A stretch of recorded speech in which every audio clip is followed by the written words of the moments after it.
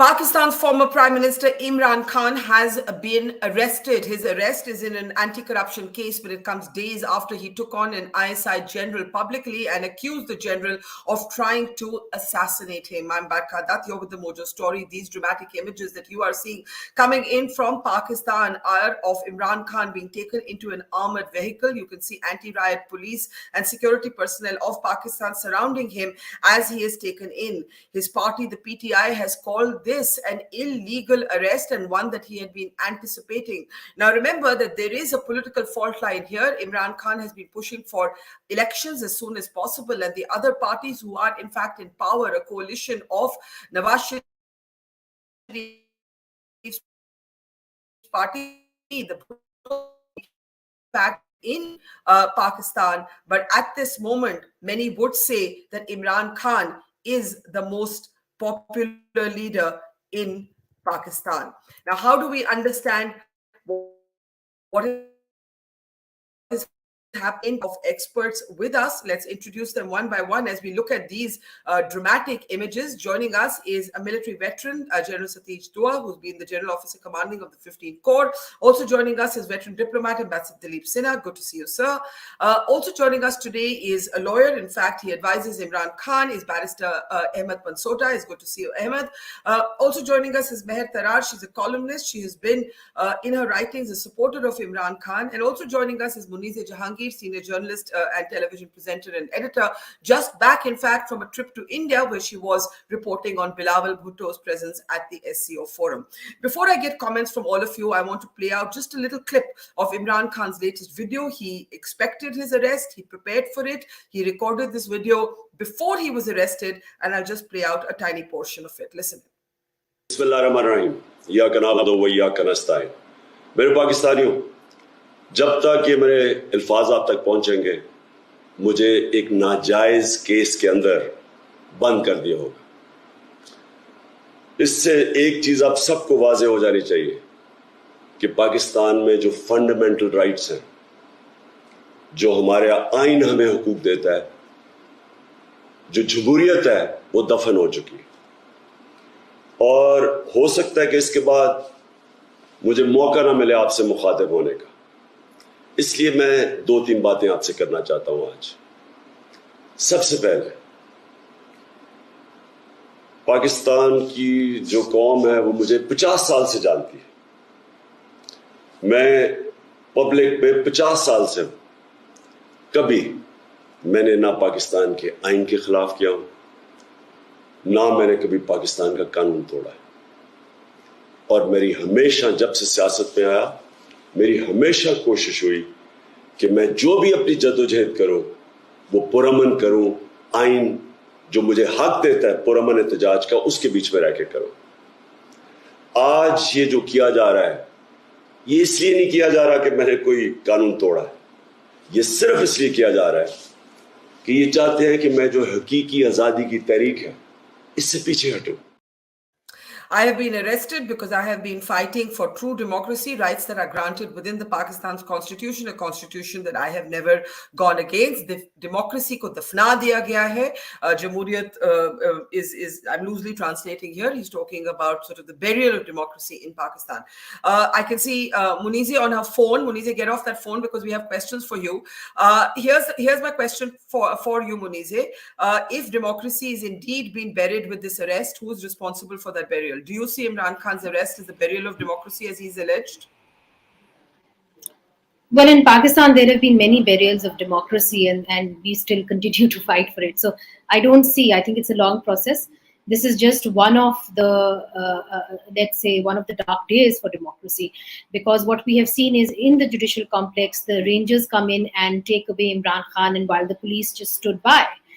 This is a civilian, security agency which should have been involved in arresting Imran Khan.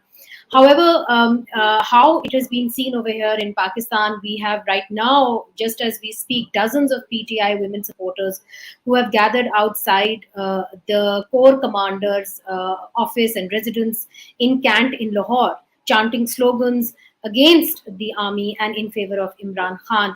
So it seems to me that at least the women the PTI women are very clear about who is responsible for this arrest. Just a moment ago, maybe a few minutes ago, there was the Interior Minister of Pakistan, Rana Sanaullah, who was justifying Imran Khan's arrest. And he said that everything has been done according to the law. There has been, the NAB law is something that Imran Khan, when he was in power, he pushed through. He had arrested a whole leadership of the PMLN and the Pakistan People's Party, which included Nawaz Sharif, his daughter, all the top leadership, including Shahid Haqqan Abbasi, the former finance minister, Asif Ali Zardari, his sister. So it seems to be like a series and almost like revenge politics that is now playing out. But it is significant to note, and we had some information that there was plans to arrest Imran Khan around 2 weeks ago. And Imran Khan knew this. He openly spoke about it to many people within the media, including myself when I went to meet him. So there were people who knew about this. The fact that has happened just a day after Imran Khan criticized the armed forces is very significant.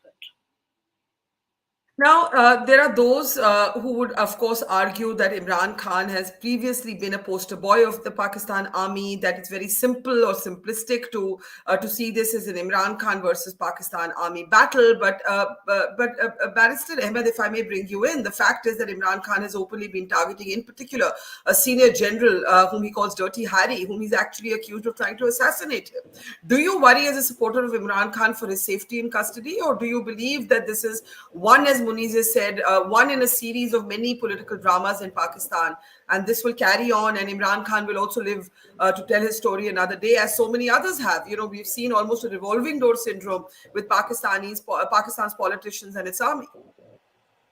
Well, unfortunately, the series that Muniz just referred to, none of those people are alive. So yes, of course, as a follower of Imran Khan, as somebody who follows his politics, representing him as well, I feel that he's got a serious threat, especially the way he has been arrested today. I completely understand he could have employed a better method of nominating somebody or people that he wanted to be nominated. But at the same time, we need to understand that he was in the court premises. Similar thing happened to the ex-Prime Minister's son, Musa Gilani. He had filed his bail petition long time ago, this is like some years ago, and he was arrested outside the court premises. Immediately, the Supreme Court of Pakistan ordered that he should be produced. And I expect the Islamabad High Court to produce or at least make a production order for Imran Khan. I completely understand that he's a citizen of Pakistan as defined under the Constitution of Pakistan. But when you compare him to an ordinary citizen, you don't see 150 cases registered against an ordinary citizen. You don't see, an ordinary citizen have such a massive following. Then, of course, the kind of allegations that he's leveling against the powers that be, of course, it puts him in a difficult spot. It puts him in a different situation. So at the moment, he's in custody. And we've had the worst of situations happening to people who've been in custody. Custodial torture and whatnot has happened in the past. So I'm quite worried about his health, his well-being, and I hope he's treated with dignity, which is what the Constitution of Pakistan, Article 14 demands, that his right of dignity must be protected. But at the same time, I have serious reservations with the way he has been arrested, not only on a moral plane, but at the same time, legally speaking, this is completely an illegal arrest. And I think Chief Justice Islamabad High Court must call it into question and ensure that even if you have to arrest him, it should have been done legally. Okay, let me just bring in Meher, and then I'll get a perspective from India as well. India's keenly watching, I think, what's happening in Pakistan. It's interesting, apart from everything else, and not one dull moment. But Meher, would you say that Imran Khan's opposition today, which is in government, the PML and PMLN and the PPP alliance, as well as the Pakistan army, are all on the same side? And do you think that Imran Khan today has emerged as Pakistan's most popular politician currently? Please unmute yourself, Meher, before you respond. You're muted at your end. Yeah. You're muted, Meher. Hi. Yeah. Thank you. Yes, it goes without saying that Imran Khan, after, I guess, Zulfikar Ali Bhutto, has emerged as the most popular leader in the history of Pakistan. And that, interestingly, has happened in the last 1 year. It happened after his ouster. I'm one of those people who've been writing about prime ministers being disqualified in Pakistan. I've always categorically condemned the practice. But what has happened from Zulfikar Ali Bhutto to Nawaz Sharif in 2017 was that they were all disqualified. They were all ousted. Their power was taken from them on one pretext or the other. What happened to Imran Khan after his ouster is unprecedented in the sense that for the first time, people of Pakistan reacted. I think probably it was the collective anger of everything that had happened in Pakistan before most of them were even born. People who are supporting Imran Khan are in their 20s, in their 30s, in their 40s. Most of them wouldn't even remember what happened to Zulfikar Ali Bhutto. But despite the fact that there is a large number of Pakistanis who believe that the corruption charges against Asif Zardari or Nawaz Sharif or their parties or the allegations against them were correct or were legitimate and they shouldn't be in power. I don't think any Pakistani has ever supported the idea of a prime minister, of an democratically elected prime minister to be taken off his position, the way all prime ministers have been removed. What do you think will happen now? Do you think this will lead to earlier elections as Imran Khan wanted, or do you think it'll be? That's the thing. Try to understand. For the first time in a long time, the power is with 14 different parties and people who have the real power in Pakistan. The establishment. Now there is just one Imran Khan. Yes, he has representation all across Pakistan, but he's one man and it's one party. And all the other major parties are in alliance and they are in power. So it's Imran Khan versus the rest? Is it Imran Khan versus the rest? What I'm saying is, think about this. Pakistan is facing one of its worst economic disasters scenarios right now. According to Moody's, we may face default next month. Now, but if you listen to any speech of the Prime Minister, of Mariam Nawaz, of Asif Zardari, of when he's in Pakistan, Maulana Fazlur Rahman, anybody and everybody, Rana Sanaullah, they are focused on a man who's not in power. Now, all the parties are together, they are in power, establishment is supporting them, but they are against Imran Khan. Why? Because in the last 1 year, people have rallied around him. People are supporting him. The only issue in Pakistan right now is first, the constitutionally mandated elections in Punjab and Khyber Pakhtunkhwa have not happened. This is according to Salman Akram Raja, who is not a supporter of Imran Khan, who I always saw criticizing Imran Khan, and is one of the people I respect when it comes to interpreting the constitution. He says not this is the first time in the history of Pakistan, other than in the time of martial laws, when a Supreme Court order has been so clearly, categorically, and just blatantly. Okay. Let me bring the others. It's very interesting that you make the point that everyone in Pakistan is obsessed today with Imran Khan rather than with the issues that really plague your nation. Ambassador Dilip Sinha and General Dua, from India's perspective, the turmoil has been evident. It was evident even when Pakistan's Foreign Minister, Mr. Bhutto, came to a forum where things really did not go well for India-Pakistan. But given the turmoil within Pakistan, how do you look at the sort of emergence of Imran Khan and the power he's commanding on the street, despite the Pakistan army? Ambassador Sinha, can you hear me? Go ahead. Yeah, I can hear you. I wasn't sure the question was addressed to me. Yes, Barkha, you see, this is a very interesting situation that Pakistan finds itself in. Imran Khan came to power and he was called the selected prime minister because he had the army's support. Yeah. And now he has turned a full circle where it is the army that has gone against him.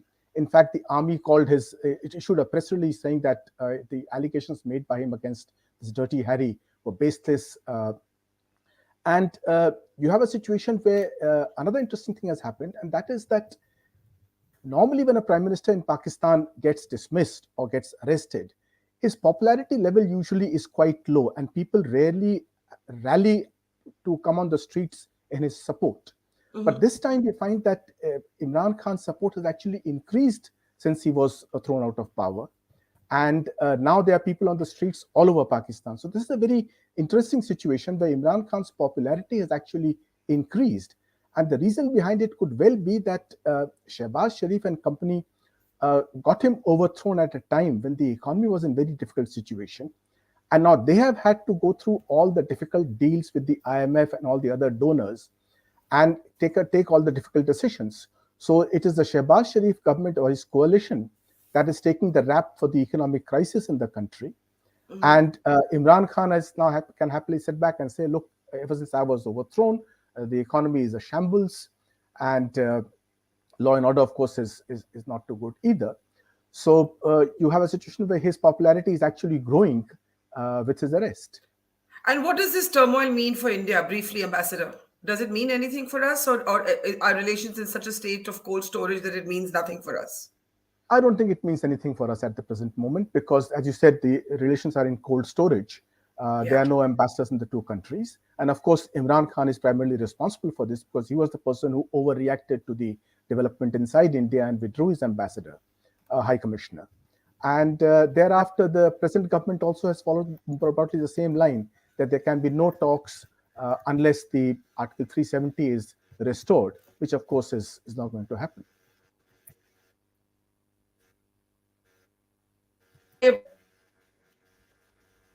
Okay, it's now actually emerged. I'm just being told by my producer that the video that has gone viral that everybody says he expected his arrest was actually from 2022, which basically means he's been expecting to be arrested ever since. And this has taken a long time coming. General Dua, if you want to just come in on what your observations are. And then I really am curious to ask our three Pakistani friends, is this Imran Khan versus Pakistan Army, or is this Pakistan Army versus Pakistan Army? Could Imran Khan have got to this point without a section of the Pakistan Army backing him? Go ahead, General Dua. Thank you, Barkha.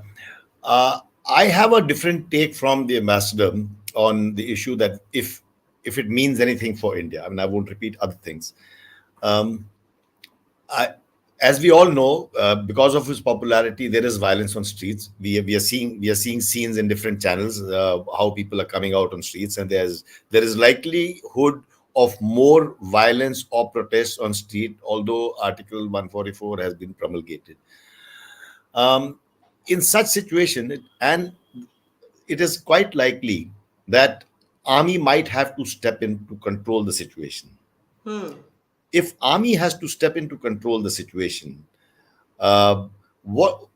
and does army want to actually come into power at this moment when Pakistan is in all sorts of economic, political... And sir, I'm sorry I'm interrupting you, but I'm just getting an update that Imran Khan supporters have broken the door of a corps commander's house, and I think that's very important to update when you talk about whether the army will step in. This is kind of unprecedented, and I think our Pakistani friends can speak to this. You're seeing those images, Imran Khan supporters breaking the door of a corps commander's house. Earlier, Munize was talking about women surrounding the house of these generals. Sorry, go ahead, General Dua, complete your point. Yeah. So my limited point is that army would not like to perhaps step in and take control of this country as it has done in the past, because at this situation, at this point of time, it's a very untenable sort of situation. The economic crisis being notably the economic crisis, but as they have already pointed out in a report trying to postpone the elections, Pakistan has put out a report saying that the security threats from India, from our intelligence agencies, from the Indian army as such, they could think of distracting the country by creating some situation on the LOC, a small or a big skirmish, or some such action which would take the attention away from that, and that is my fear. Okay, so you believe that the Pakistan military will not step in directly, but perhaps this is the time when Pakistan will seek to distract domestic attention from the turmoil, the politics within, and for India that means a situation of high alert. I think that's an important point. I want to bring in Munize at this point. Munize, I want you to talk a little bit about these scenes that we're seeing of Imran Khan supporters targeting, breaking the door of a corps commander's house, the women surrounding areas in the cantonment. How do you see this? Is this unprecedented, or do you remember the only other time I can remember politicians of Pakistan openly taking on the security establishment is after Osama bin Laden was taken out by the Americans, and Yusuf Gilani, who was then the prime minister, called the ISI state within the state. I do not remember in recent memory any other time where political leaders have gone on the street and taken on the army in the way that we're now seeing. Munize. Well, these are unprecedented scenes that we have seen, at least from the province of Punjab, where PTI supporters, and I can now confirm to you, have stormed the Corps commander's house in Cant in Lahore. I'm not quite sure whether it's the residence or it's the office, but they have certainly stormed, one of either the residence or the office of the Corps commander of Lahore, and we are seeing openly people now, not just in Lahore, but also in various other cities, PTI supporters marching towards Cant areas where the army is stationed and challenging their raid, challenging, shouting slogans against them. Now, this we have never seen before, at least in the province of Punjab. I have seen somewhat these kind of scenes when Akbar Bukti was killed in 2006, when Baloch supporters of Akbar Bukti took to the streets and they burnt down government offices on the main road in Quetta. But they never, even at that time, they did not take to, towards Cant because there was such a large presence. But here we have seen not just men, but also women, march towards the Corps commander's house in Cant. As you can see, the pictures just coming in right now.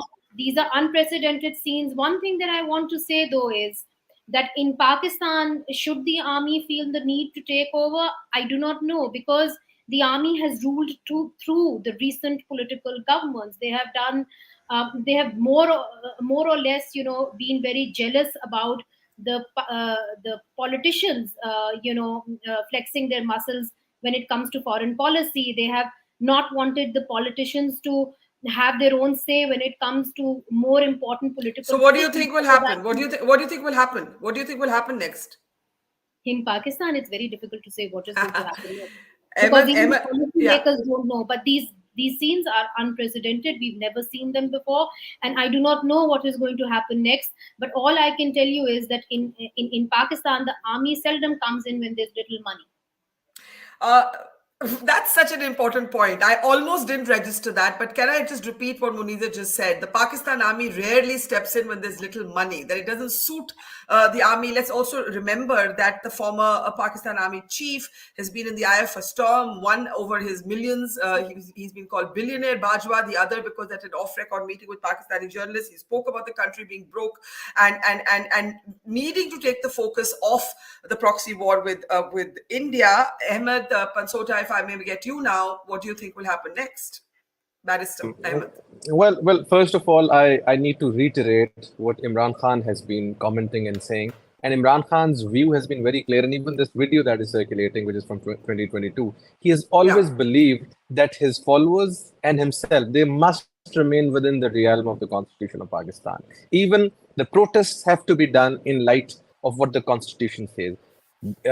I mean, regardless of whose residence is it, it can be a private residence, it can be some Corps commander's residence, but we do not have the right, or any person does not have the right to enter somebody's premises like that. So I would request, in fact, I'm also in process of tweeting that as well, that I think we should try and remain within the confines of the Constitution, and we must protest. We can register our protest, we can stand, we have but every right under the Constitution. But what is the importance of these images? Maybe you are condemning the ransacking, but the fact that women, men, ordinary people have taken this protest to the doors of Corps commanders of Pakistan. What is the significance of this moment? Can we play those pictures again just for people to see what's happening? These are women and men supporting Imran Khan who have taken their protest right to the door of Pakistan's top generals. Ahmed. Well, I would like to. Comment. I'd like to comment on that as well.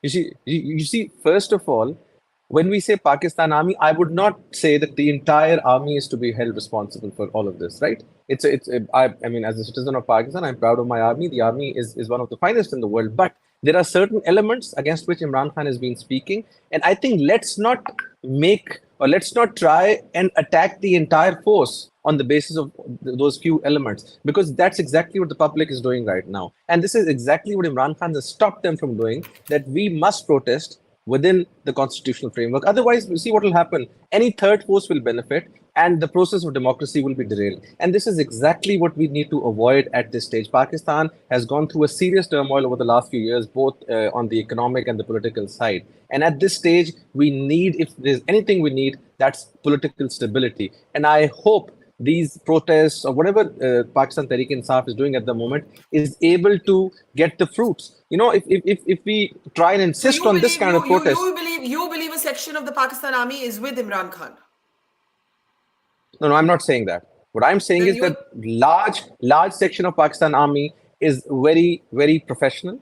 Well, if there is a certain segment of that army that he's attacking, and of course he has reasons to believe, of course I may not endorse or subscribe to his view, but if he's doing that, that does not mean that people start attacking the corps commander's house, senior army officer's house. They've got very professional officers all around. Well, if there's a certain segment that he's attacking, that also should be tackled in a constitutional way. We cannot allow people to enter somebody's house, be it an IG's house or a corps commander's house or any other office, or even a private citizen's house. It has to be done within the constitutional framework. That's what I'm saying.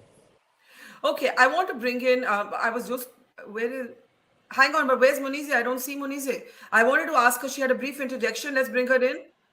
Okay. Munize, do go ahead.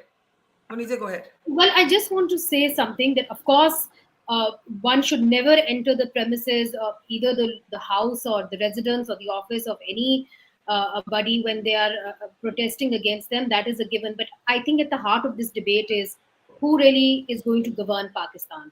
Is it going to be the politicians of Pakistan? Is it going to be the army of Pakistan? And whatever you may say about political leaders of Pakistan, however they may pose, but the workers of every political party, from the Jamaat-e-Islami to the PMLN to the PTI, have one consensus.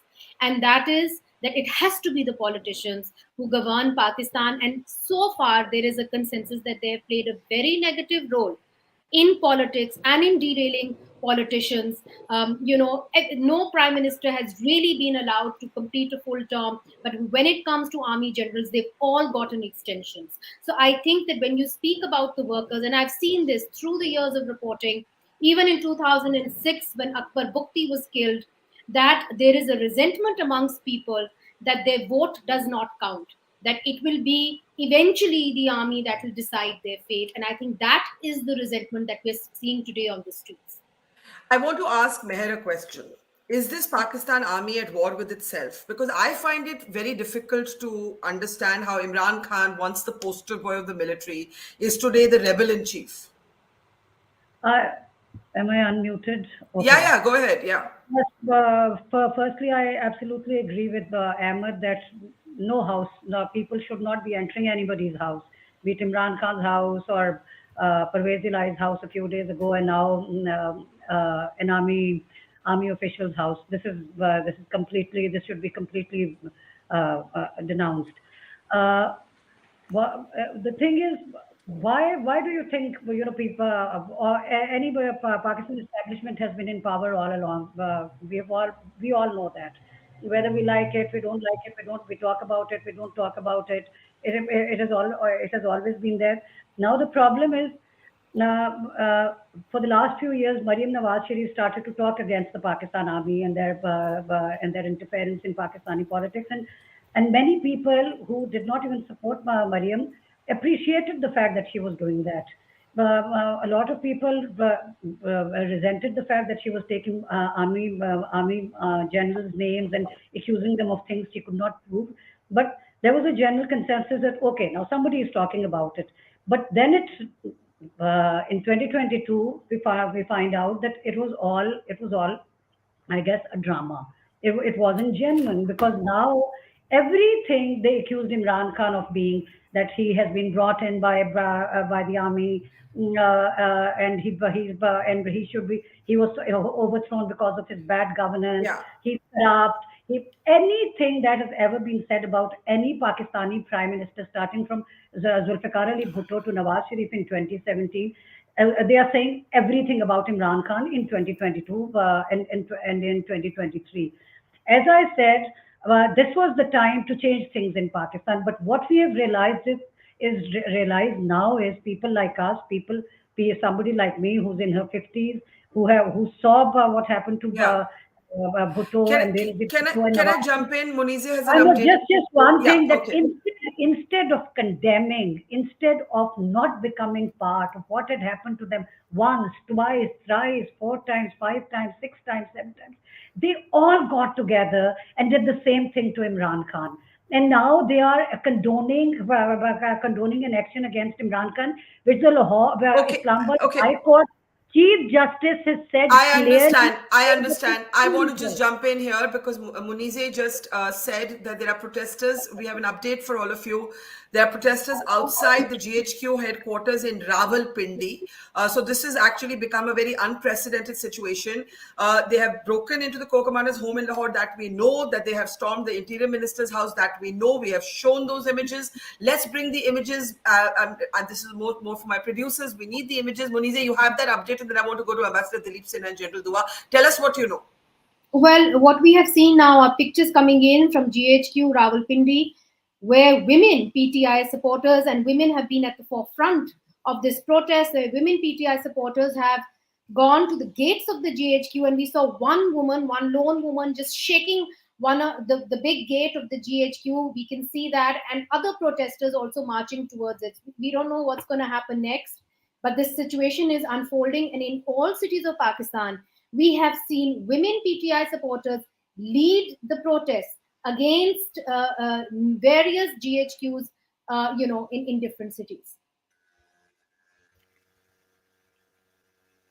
Yeah, and what is the import of this, Ambassador Sinha? As you're seeing these, what is the import of this? Ambassador Sinha, can you hear me? I Go think ahead. this situation is, this situation is quite unprecedented. There have been various things that have happened in Pakistan, all kinds of developments, and one can look back and find various parallels. But this is really quite unparalleled. For example, the economic crisis in Pakistan today is quite clearly unparalleled. Pakistan has never seen this kind of an economic crisis before. It has gone to the IMF, it has gone to other donors. But the kind of inflation that is there in Pakistan today, the kind of crisis of food that's taking place in Pakistan today, which has caused the resentment among the general public, is very strong. The other is that both the army and the political leadership have been discredited today. On the political leadership side, there is no leader at the moment who has any kind of command over the public other than Imran Khan. Shehbaz Sharif has always lived in the shadow of his elder brother. Bilawal has not yet grown into the kind of stature of his parents and others. So you have a situation where the political leadership, there's a political lacuna in the country.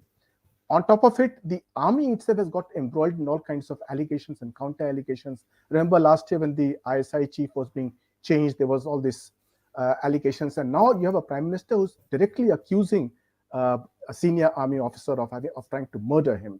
Now, this has created a situation where there is a serious lacuna at the top.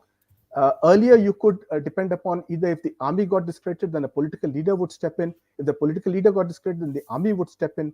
But now you have a situation where both are discredited at the same time, and the only person who commands a certain degree of public support is Imran Khan, whose own reputation is he's quite a maverick in Pakistani politics. He's never held the kind of sobriety that one would expect of political leaders. He's always been a kind of an outsider in Pakistani politics, and has been his behavior there. So you have a situation where the people are just taken to the streets, perhaps a bit like what they did in Sri Lanka.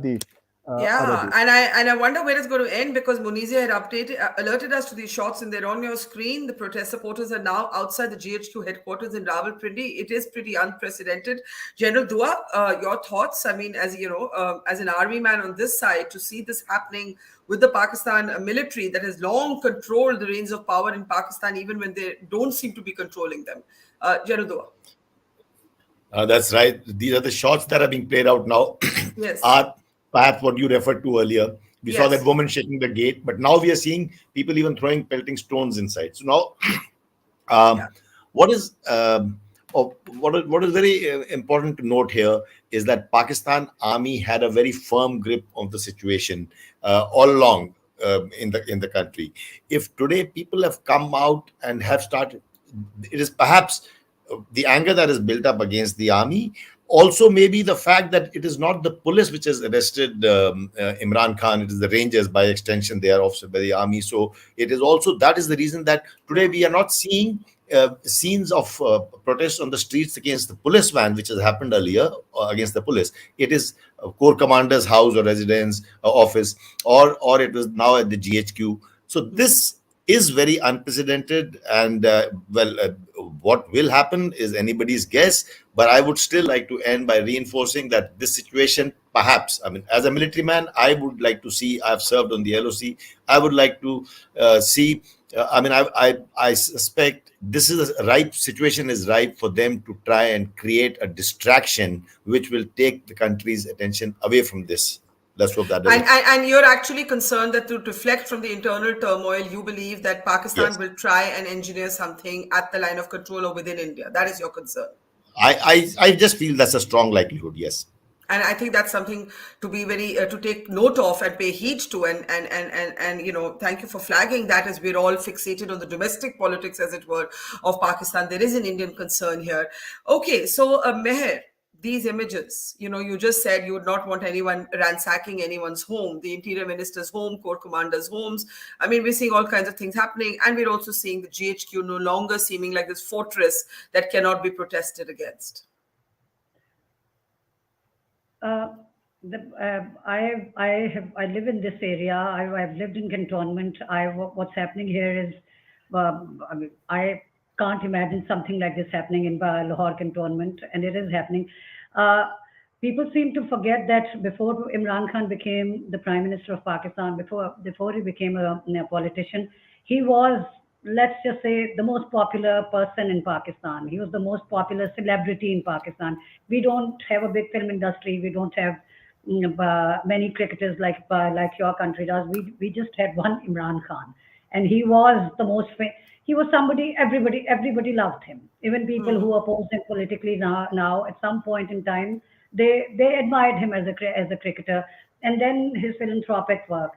So as far as people of Pakistan are concerned, they were very unhappy with his government last year. But there was a lot of inflation and things were not going the way they should have been done. Many people were critical of the way he was dealing with the opposition, all these arrests. And incidentally, the same NAB that Imran Khan's government was using against the present government, and which the present government, which was in opposition at that time, called a black law. Kala Kanun, Nepko Kala Kanun kehte the.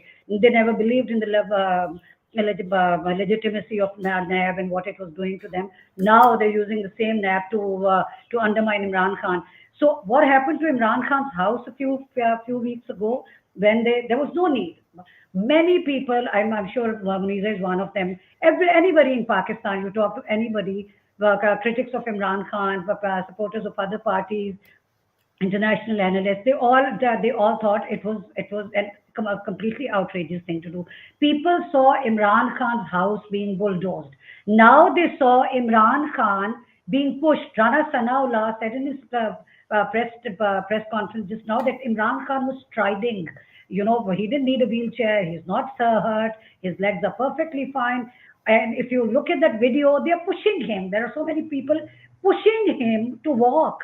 And I'm enraged. I'm not enraged as a PTI supporter. I'm enraged as somebody who believes in people's rights. My brother was arrested at the age of 17 and tortured. Okay, let me. I have to take last comments. Let me address the elephant in the room. Is this the beginning of the end of the? Okay, hang on. Those images you're seeing on your screen, I need to talk about them. Mr. Corps Commander's house fully ransacked inside. Munize, maybe you can tell us a little bit of what's happening. I mean, of course, the point has been made that hooliganism is not to be romanticized, but the fact is, just the fact that this is happening, you would think this is Egypt, Libya, somewhere where we thought that this was, it reminds you of those images. Do you want to talk about what you're seeing on your screen? Munize, can we play that again, please? Munize? Yeah. Yes, certainly. Certainly I can. And again, what our lawyer friend earlier said, Pansota, that we have to condemn every storming of every private residence or office by hooligans or by a crowd. It should be condemned. But I would like to say here that though the women of PTI were protesting, they did not enter the premises. It was these men who have entered with bats and with sticks. One of the things that comes to my mind is, and I don't agree with a lot that Meher has said. There is a division, I think, within the army, and there is no secret that the former ISI, Chief General Faiz was a supporter of Imran Khan, and the kind of scenes that we are seeing today, I think it's a manifestation of that division. And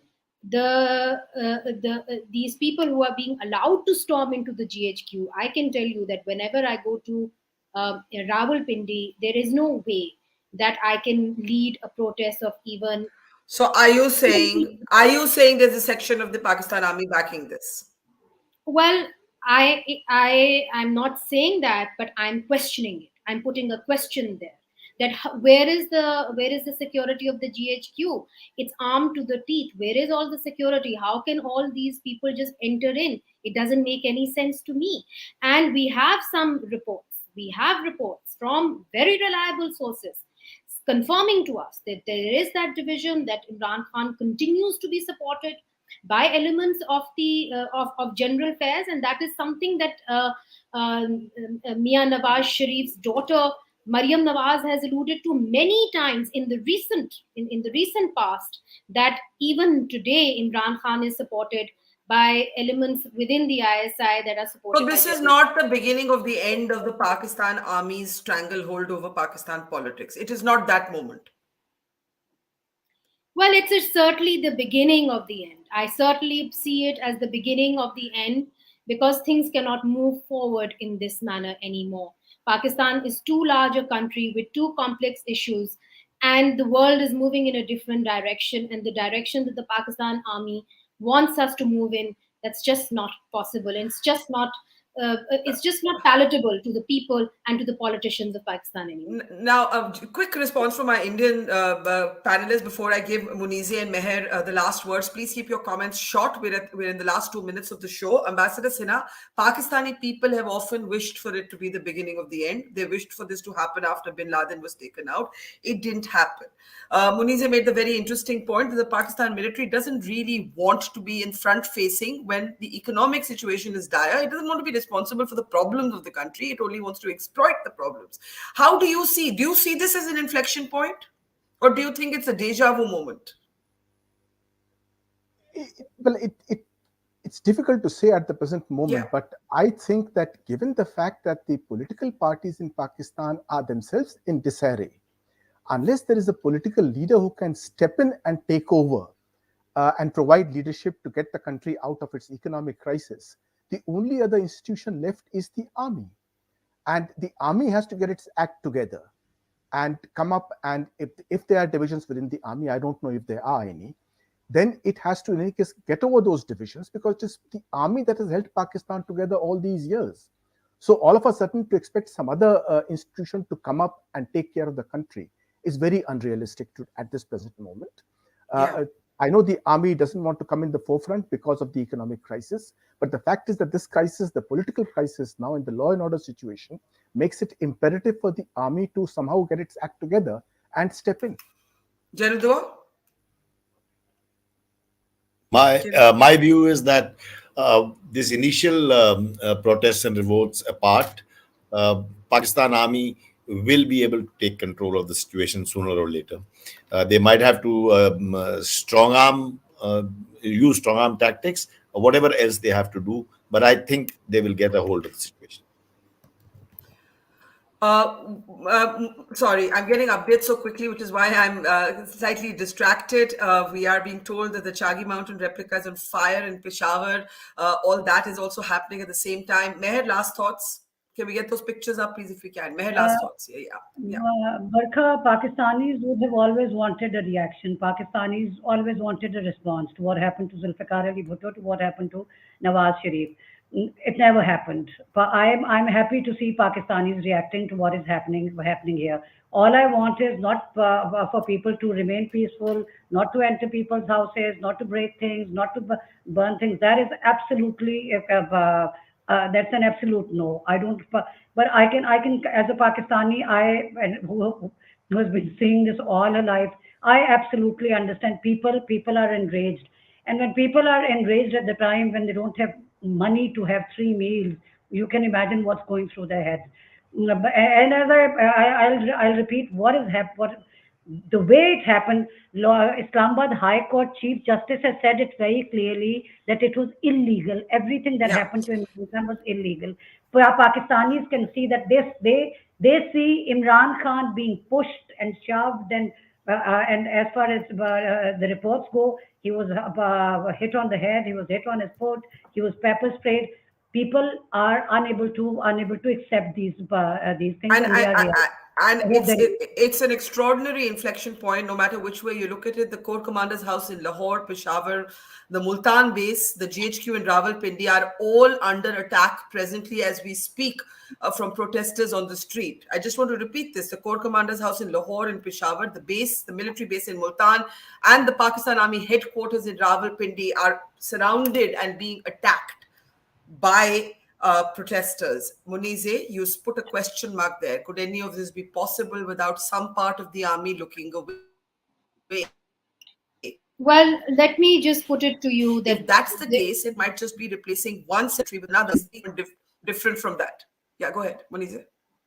well, when Bhutto was hung, at that time, he was supposed to be one of the most popular leaders that Pakistan has ever seen. We did not see these kind of protests. When Nawaz Sharif was arrested, we did not see these kind of protests. It's not because people were not hurt by the images that they saw or the news that they read. It was because I believe that these people who are entering the houses of corps commanders are not PTI supporters. I feel that there are a renter crowd, and maybe I could be proven wrong, but I have also done journalism in this very country since 2004. None of these people I can recognize. The people who are protesting outside peacefully are the ones that the PTI supporters, they are the PTI supporters. But I do sense that there is a division within the army, and that division has been talked about, written about in Pakistan, has been referred to by all top politicians. And it is basically the division within the army that is manifesting itself today, that we are seeing today on our screens, with this renter crowd coming in with dandas and with PTI flags that are storming these houses. I'm sure there will be an investigation later, but I do believe that in the current circumstances, we have to be very careful about what we say and who we lay blame on. And here's what this is extraordinary that you're saying this, because we have a statement from the PTI leaders who are saying ye jo gundagardi hai iske piche vardi hai.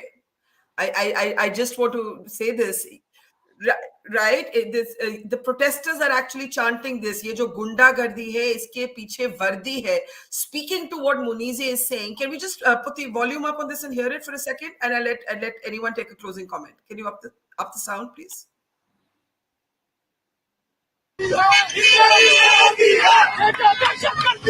इसके पीछे वर्दी है, ये जो दहशत करती है, इसके पीछे वर्दी है, ये जो खतरनाकी है, इसके पीछे वर्दी है, ये जो खून करती है, इसके पीछे वर्दी है। गिरती हुई दीवारों को एक धक्का और दो, गिरती हुई दीवारों को एक धक्का और दो। So they're saying both dehshatgardi ke piche vardi hai and gundagardi ke piche vardi hai, and that's speaking, I think, to the very interesting point that is made right now by Munize, that the ransacking of targeted homes and residences speaks to a division within the Pakistan army. So who's in control right now of Pakistan, Munize?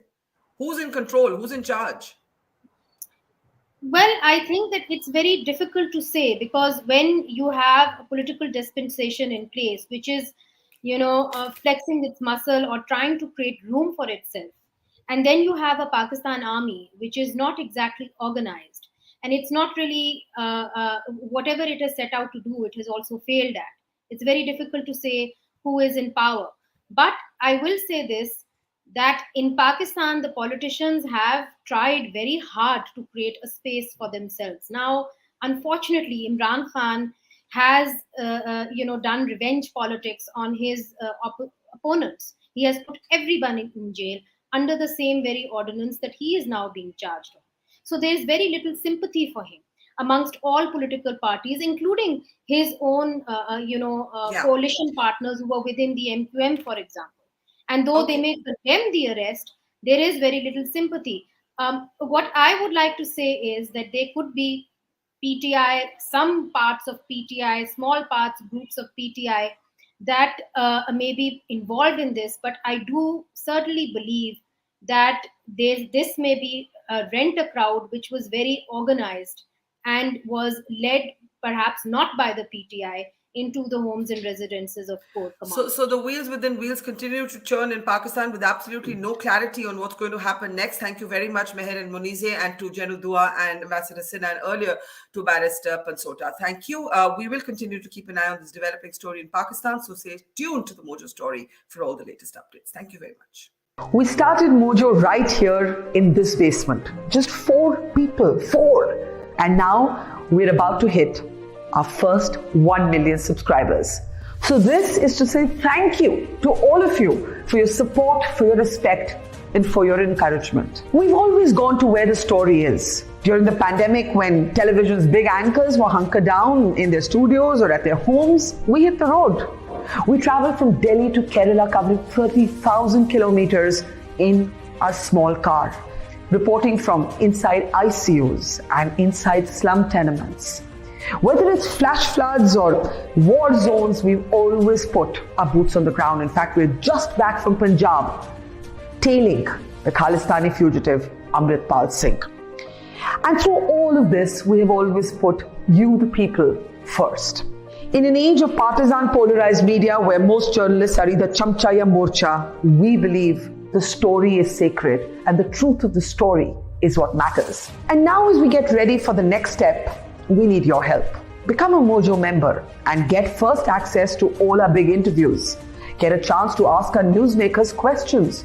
Get a chance to write and report for us for both our website and our channels.